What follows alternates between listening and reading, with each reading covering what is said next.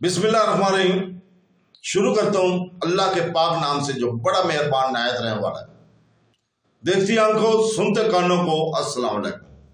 बहनों भाइयों और बुजुर्गों, आज की हम इस इस्लामी मालूमाती वीडियो में हम सूफी स्कॉलर अब्दुल्ला बिन अलवी अल हद्दाद की स्वाने याद को पेश कर रहे हैं, जो एक काबिल एहतराम आलम थे, जो अपनी गहरी रूहानी बसीरत और तालीमात के लिए मशहूर थे। इनकी जिंदगी की तफसीली जायजा के जरिए हम सूफी फलसफा की तरक्की में इनके किरदार, असली इस्लामी तरीकों पर इनके पायदार असर को उजागर करते हैं। हम आज इनकी तालीमात को निचोड़ और इनके मुताबिकत को बयान कर रहे हैं। अब्दुल्ला बिन अलवी अल हद्दाद यमनी इस्लामी स्कॉलर थे। इसने अपनी पूरी जिंदगी यमन की वादी हजरे मौत के कस्बे तरम में गुजारी और वहीं 1720 ईस्वी 1132 हिजरी में वफात पाई। वो अशरी सुन्नी अकीदा के पैरोकार थे, जबकि इस्लामी फिका में वो शाफी मकतब के सुन्नी मुसलमान थे। तो दोस्तों, सुन्नी मुसलमानों में खास तौर पर सूफिया के दरमियान हवाला के एक बड़ा जरिया होने के बावजूद हाल ही में इनकी किताबों को अंग्रेजी बोलने वाली दुनिया में तवज्जो और इशाअत मिलना शुरू हुई है। इनका अपील बोलने वाली दुनिया में तवज्जो और इशाअत मिलना शुरू हुई है इस अख्तियार के साथ है, जिसमें इस्लामी अकीदा, अमल और रूहानियत के जरूरी सतूनों को हमवार किया गया और जदीद कारीन के लिए काफी मौसर तरीके से बयान किए गए ऐसे कामों की मिसालें दी कि book of states, the life of man और नॉलेज एंड विजडम।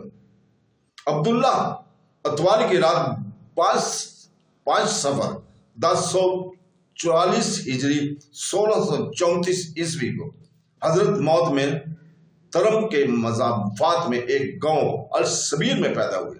इनके वालिद अलवी बिन मोहम्मद अल हद्दाद थे, जो अहले अल्लाह से तकवा की मत्की आदमी थे।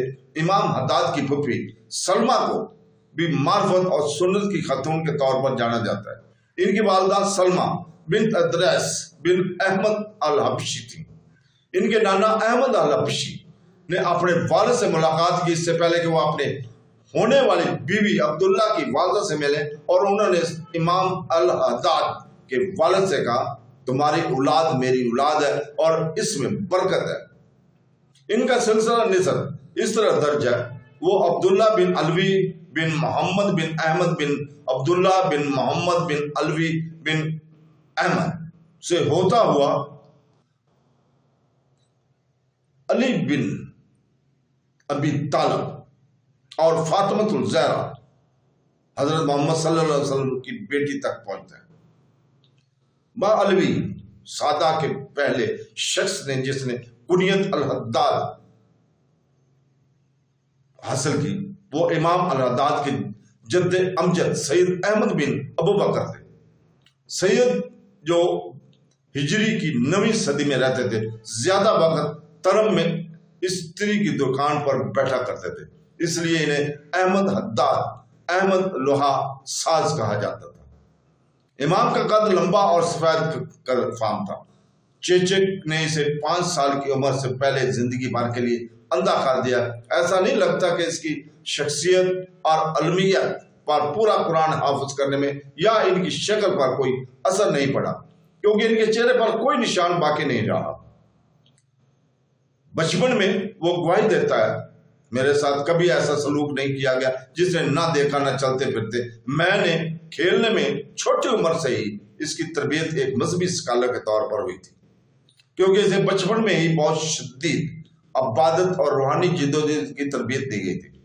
इसने सन्यासी राह का भी इंतखाब किया। शुरू में इसने तवील अरसा मोटे खाने और घर खुरदरे कपड़े पहनने से गुजारा।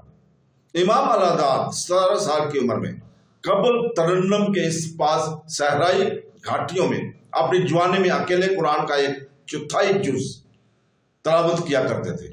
कभी कभी वो अपने किसी दोस्त के साथ ऐसा करता। रमजानुल मुबारक में, जब वो अभी सिर्फ 17 साल के थे, इमाम तरम की मस्जिद अल वजहेर का के एक जाविया में खलवा रूहानी खलवत में दाखिल हुए। اس کی شادی بھی اسی سال ہوئی۔ وہ دن میں اپنا وقت خلوہ نماز میں گزارتے تھے اور پھر رات کو اپنی بیوی کے ساتھ بیوی کے گھر چلے جاتے تھے۔ رات کے وقت اس کا نوکر اسے ترم کی مختلف مساجد میں لے جاتا، جہاں بتایا جاتا ہے کہ وہ ہر رات 700 رکعت رسمی نماز کی عقائیہ تک نماز پڑھا کرتے تھے۔ امام الحداد کے عرفی ناموں میں سے ایک محور دعوت اور روحانی رہنمائی کرنا تھا۔